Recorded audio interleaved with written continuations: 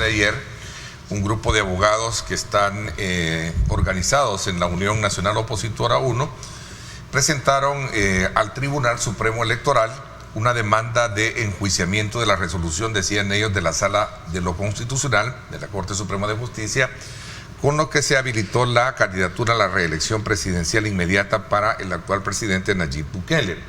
Yo creo que el tema de la reelección per se ya lo hemos debatido de manera bastante agotable, creo, con ustedes. Pero sin duda alguna es bueno analizar el contexto político en el cual se sitúan todas estas situaciones. A ver, Tania, te cedo a ti y luego el resto tienen la palabra también. Esto es el primero de muchos documentos que vamos a ver en esta tónica cuando el tema de la reelección, en mi opinión, está cerrado. Podemos discutirlo muchísimo tiempo, muchísimas veces, muchísimas personas, pero lo cierto es que la opinión que cuenta es la de los magistrados que están en la Sala de lo Constitucional. Independientemente de lo que quieran decir, también podemos ir uno a uno los 5 argumentos que hablan las oposiciones para restarle validez, salud, a la interpretación que hace la Sala actual de lo Constitucional. Entonces, este solo es el primero. Van a haber muchos más, pienso yo. Y lo cierto es que este documento, así como establece que su fundamento es el artículo 77-A de la Ley de Procedimientos Constitucionales, la misma disposición le dice claramente que esto va a proceder cuando no haya un pronunciamiento sobre ese tema por parte de la Sala Constitucional. Ya lo hay. Esto nace muerto. Además, el candidato que ellos hablan o la precandidatura ni siquiera es una candidatura. Mira, yo creo que el tema de la reelección será el tema de la campaña. O sea, yo creo que vivimos en una democracia y tanto el gobierno, Nuevas Ideas y la gente cercana a Nuevas Ideas puede tener su opinión al respecto, como la oposición tiene el derecho de tener su propia opinión al respecto, ¿verdad? E independientemente del contexto en el que suceda, con la sala, con los cuestionamientos que haya, yo sí comparto lo que dice Tania. Al final se va a inscribir y va a participar, eso es un hecho, pero eso no quiere decir que es un tema cerrado. O sea, en la sociedad creo que se tiene el derecho de discutir y seguir insistiendo en que si yo creo que es ilegal, voy a seguir insistiendo en que es ilegal.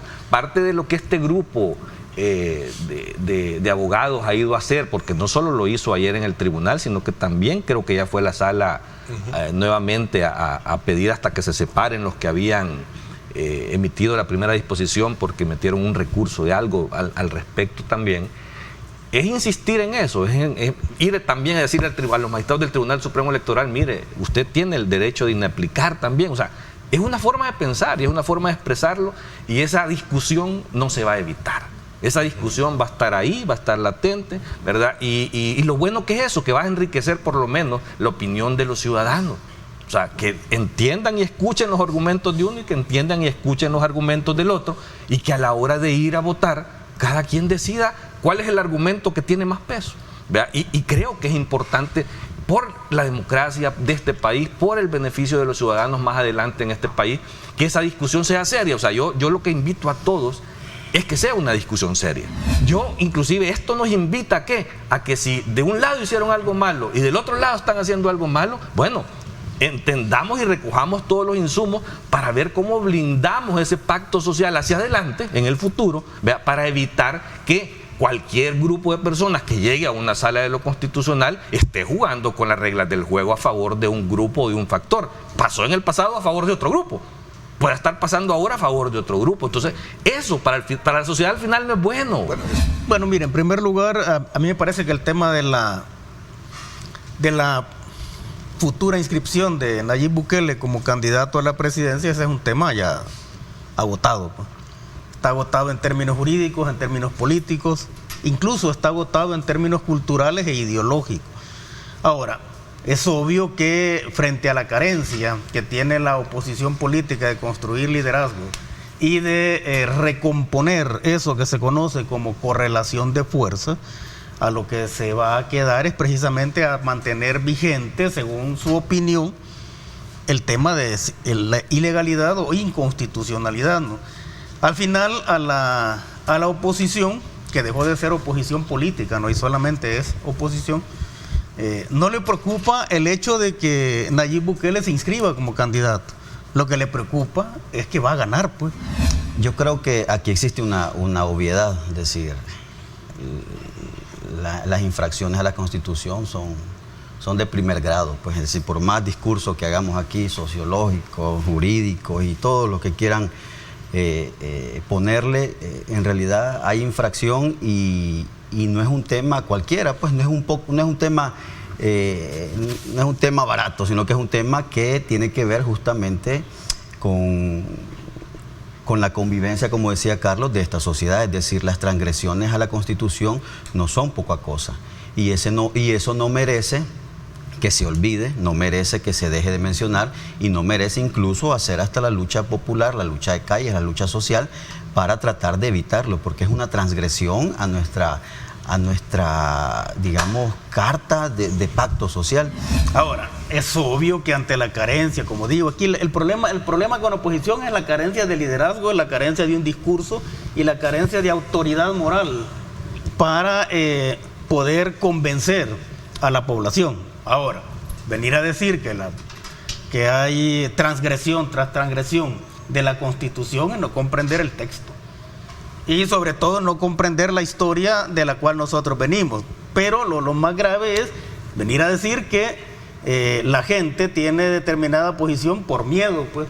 O sea, si quienes hicieron de la sociedad salvadoreña la sociedad del miedo fue precisamente Arena y el FMLN. Ya que la consejera electoral en los 30 años que ellos ejercieron como gobierno era el miedo. Yo solo aclaro que nunca he dicho que no se tenga que discutir, ¿verdad? He dicho que es un tema que legalmente está agotado y no hay nada que discutir al respecto. Debatirlo, por supuesto que podemos, pero no vamos a cambiar la decisión. No sabemos si está agotado, porque ¿qué sabes Por tú? lo menos en cuanto a resolución de la sala está agotado, por eso, pero podemos debatirlo. El tema no está agotado, porque ¿qué pasa si los magistrados del Tribunal Supremo Electoral dicen que no lo inscriben?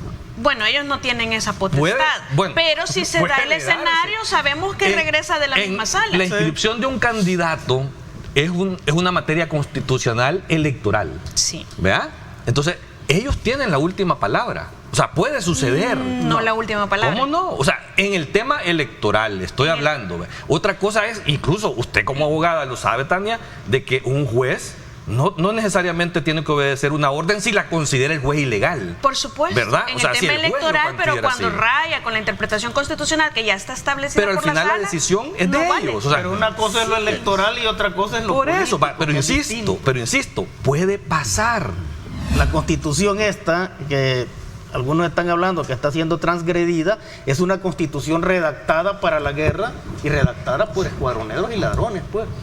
Es que ese es el punto. Ahora, ¿cuál es la palabra clave? Y al final la resolución o la conclusión que nosotros tengamos es irrelevante, porque al final la relevancia la va a tener la población cuando decida por quién va a votar. Y no podemos decir que la población hoy es menos inteligente porque está votando de esta forma, porque es la misma masa electoral que venía sustentando las gestiones tanto de Arena como del FMLN, son los mismos. Por supuesto. Es la misma población la que está votando. No. Solo que por conveniencia política hoy decimos, no, los pactos hoy son tontos. Antes no lo eran, hoy sí lo son. El punto es, ya casi termino, el punto es que los datos lo que nos dicen es que los resultados de la guerra social después de la firma de los acuerdos de paz son mucho más cruentos que los que tuvimos durante la guerra civil. Son totalmente distintos. Jamás, en ningún momento, es decir, la población, el pueblo, las masas no se equivocan, pero existe un término y que sociológicamente también se estudia, y es que la manipulación de las masas es una estrategia fundamental de los sitios de poder. Pero sí, pero y eso manipulación es decir casi lo mismo. O sea, por supuesto, no, siempre ha existido manipulación, siempre. Entonces, hoy no podemos decir que antes eran manipulados y hoy no los manipulan. Y una de las pruebas es justamente los datos que hay, hombre. Es decir, por cada una de las áreas que nosotros veamos, este gobierno, si nosotros vamos a constatar los datos con la realidad, vemos que existe una gran manipulación. Y un asidero de esos es justamente, nosotros revisemos, si quieren, el presupuesto general de la Nación y veamos cuánto se invertía antes, y digo antes, en los gobiernos del FMLN y ahora en el rubro de comunicación y prensa de este gobierno. Entonces, no es gratis eso que está sucediendo. No es gratis que la gente piense así. La manipulación es un instrumento que ocupan la gente que tiene poder. Y en este momento ya sabemos quién tiene el poder. se ha conocido como los expresidentes Mauricio Funes y Salvador Sánchez Serén, 3 exfuncionarios del Banco Hipotecario y un hombre de confianza de la administración Funes, han sido incluidos en la lista Engel, actualizada precisamente el pasado miércoles por el Departamento de los Estados Unidos. A ver, comienzo, Carlos, contigo ahora, y luego el resto. Mira, yo creo que esta es una herramienta de una decisión muy exclusiva del gobierno de los Estados Unidos en el combate contra la corrupción y todos aquellos funcionarios o políticos que estén en contra o hagan acciones en contra de la democracia en la región. No es un juicio formal. Es paralelo, diríamos. No, pero tampoco es un juicio, o sea, es simple y sencillamente es declararlos non gratos dentro de los Estados Unidos como tal. Y no dejarlos entrar, o sea, y tenerlos ahí punto. Es un juicio civil paralelo. Sí, pero no es un juicio formal. Civil. Pero no es un juicio formal con todas las cosas las garantías que debe darle a alguien. O sea, es una decisión política del gobierno de los Estados Unidos de calificar a funcionarios en la región de alguna manera dentro de un listado como tipos antidemocráticos, como tipos corruptos, ya que en sus países de alguna manera no han sido como perseguidos, enjuiciados, todo ese tipo de situaciones. O sea, esa lista va engrosando. Yo celebro lo que el gobierno de Estados Unidos hace. Creo que se queda corto. O sea, inclusive. Tus expectativas, entonces, más allá de lo que has visto, es haber encontrado algo más. Ojo, y quiero aclararlo. No es porque estoy cuestionando de que no incluyan más gente de este gobierno. No. Es porque no hay más gente del pasado también. O sea, es que hay que entrarle a todo. ¿Para qué? Para limpiar la casa, para limpiar la mesa, para obligar a los partidos políticos ahora a que de verdad combatan la corrupción al interior de sus partidos políticos y se limpien de toda la escoria que ha habido dentro de ellos. A ver, doctor Martínez, y luego Vladimir. Mira, en el caso de la lista ¿qué piensa de ese planteamiento? Realmente a mí me parece siempre ha sido una herramienta de que los Estados Unidos han utilizado como presión política. Lo que siempre me ha extrañado es que nunca mencionan a funcionarios suyos. O sea, es una lista que los Estados Unidos redactan para todos los demás países. Ellos se ponen como referente entonces y modelo de lo que es la democracia, porque algunos te lo señalan porque los consideran como atentatorios contra los procesos democráticos en los distintos países. Sin embargo, son cuestiones, al final pues se convierten en cuestiones de carácter mediático. Nosotros vemos ahí que no hay una serie de señalamientos importantes de corrupción en exfuncionarios. Estamos claros de que si no se combate la corrupción, ningún país es viable. Eso es así, pues de lapidario. A ningún país es viable si la corrupción no se combate. Ahora, la corrupción es un problema estructural, ¿no? La corrupción fue un gendarme de la gobernabilidad en este país. Yo creo que con esta lista, y lo decía también en otros espacios, es decir, esta lista no es gratis y no es, digamos, por casualidad que ha sucedido, e incluso con los nombres que se incluyen en esa lista.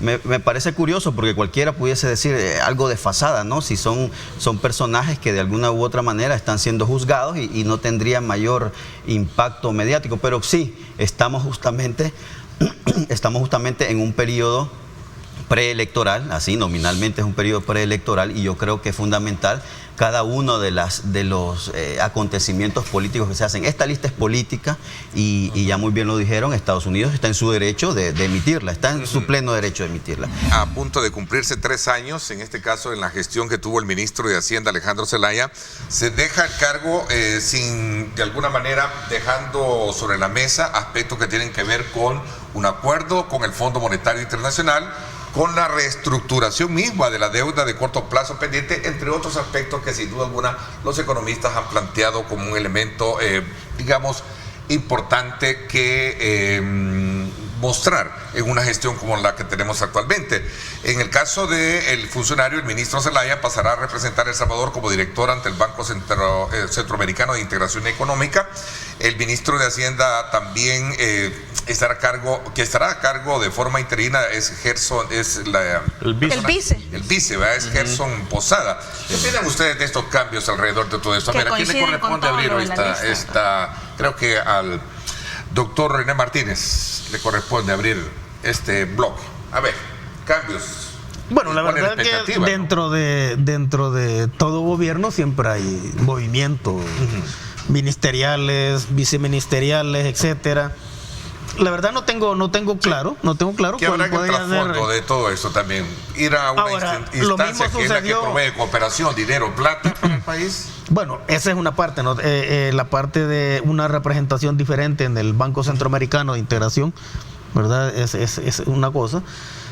Algo igual se pensó cuando se cambió, cuando Zelaya llega como ministro, también, ¿verdad? Y se quitó al anterior que venía, incluso había estado en el gobierno del FMLN, pero yo lo veo como parte de los movimientos normales en todo gabinete de gobierno.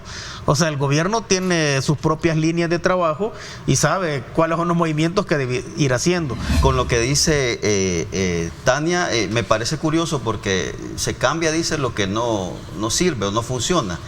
Habría que ver qué es lo que no funcionaba, si el BCE o Hacienda. Entonces habría que ver cuáles son las razones. Yo creo que sin duda es una intimidad de este gobierno las razones definitivas de estos cambios. El cambio es raro, ¿verdad? Porque es más importante ser ministro de Hacienda que ser el director en el BCE. O sea, al final, en términos simples y sencillos, estarías ante la presencia de una degradación de importancia en la responsabilidad y el cargo. Puede ser, vea, en la especulación, que lo que anden buscando posiblemente sea la presidencia del BCE, que en este momento está vacante.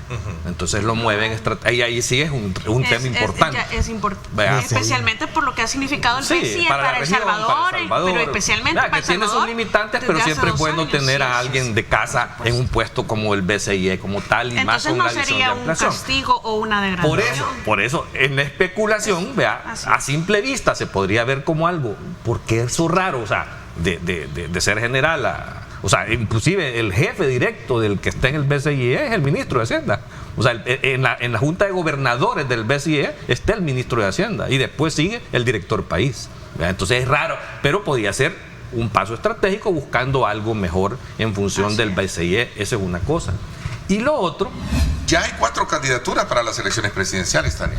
Cerremos un poquito así ligeramente este tema, ¿no? Sí, bueno, es importante este tema de las candidaturas porque yo sí tengo una posición muy personal después de haber escuchado esta semana a las candidaturas presidenciales de los diferentes partidos, especialmente el de Nuestro Tiempo, a quien, especialmente a la doctora Celia, yo le tengo bastante admiración como académica, ahí lo vamos a dejar.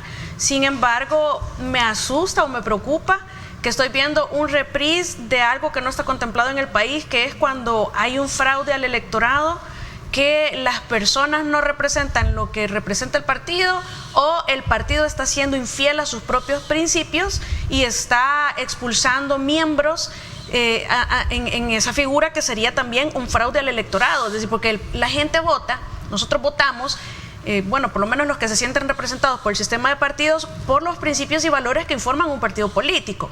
Pero si yo tengo 2 candidatos que andan saltando de medio en medio diciendo a mí no me representa el partido, o yo no soy representante del partido, o yo no soy militante de este partido, y a la vuelta está diciendo mis valores son diferentes a los que informan este partido, prácticamente estamos hablando de un futuro fraude al electorado. Yo creo que desde el principio, o sea, cuando vimos todo este tema de sumar, de lo que habían estado reuniéndose desde hace más de un año, como que estos grupos tenían un objetivo, que era ese. O sea, era construir una candidatura única de toda la oposición. No se logró. Y al no lograrse y romperse eso, es que vemos la reacción que hemos visto, que por un lado lanzan un candidato, por otro lado lanzan otro candidato, y al final tenés 3 candidatos en la oposición, fruto de que no pudieron ponerse de acuerdo. Yo creo que ese ha sido el problema como tal, no se descarta. Creo que son más expresiones políticas de los miembros de estos grupos cuando andan en las entrevistas diciendo de que no descartan una unidad, pero es más casi diciendo no descarto la unidad, pero venite vos de cola mía. O sea, todos están en esa postura, siguen en lo mismo por pero los cuales no lograron la unidad. Lo que yo te planteo ahora es lo que yo estoy percibiendo. Claro, pero entonces no vas a lograr nada. Toda la constitución y el acceso a los puestos de poder está hecho a imagen y semejanza de los partidos políticos. Entonces son ellos los que se ponen como referente y la gente tiene que someterse a ese designio.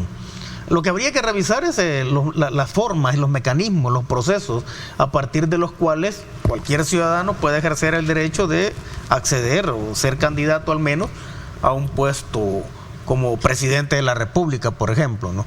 Ahora, el problema en el caso de, digamos, esta división interna de los partidos de oposición es precisamente una muestra del deterioro constante que tienen, es un deterioro acelerado, ¿verdad? O sea, ni siquiera se pueden poner de acuerdo en términos de decir vámonos con una candidatura única, mucho menos se van a poner de acuerdo o van a trabajar en función de ver cuál es el respaldo popular que esa candidatura va a tener, porque al final lo fundamental no es ni siquiera el candidato, sino que lo fundamental en una situación como la que vive la oposición es qué grupo poblacional lo va a representar, porque si no van a ir a hacer el ridículo electoral. No, mira, yo creo que este es el resultado de la famosa actitud que tienen muchos del culto a la personalidad. Yo creo que Tania dijo algo muy importante sobre el tema de los proyectos políticos, los valores, la ideología, incluso los partidos políticos. Yo no sé por qué hay una guerra contra los partidos políticos. Yo creo de que los partidos políticos... es decir, cuando uno cree, por eso decía yo, cuando uno cree en que un Mesías va a venir a salvarnos, cree que los partidos políticos están desfasados o que ya son cosa obsoleta, conservador y que ya no tienen razón de ser. Al contrario, los partidos políticos deberían de ser institutos políticos que acuerpen en ellos hombres y mujeres que también abrazan una ideología, abrazan convicciones, abrazan ideales, pero venir a creer de que una persona va a salvar a la sociedad salvadoreña es un error celestial que se está cometiendo.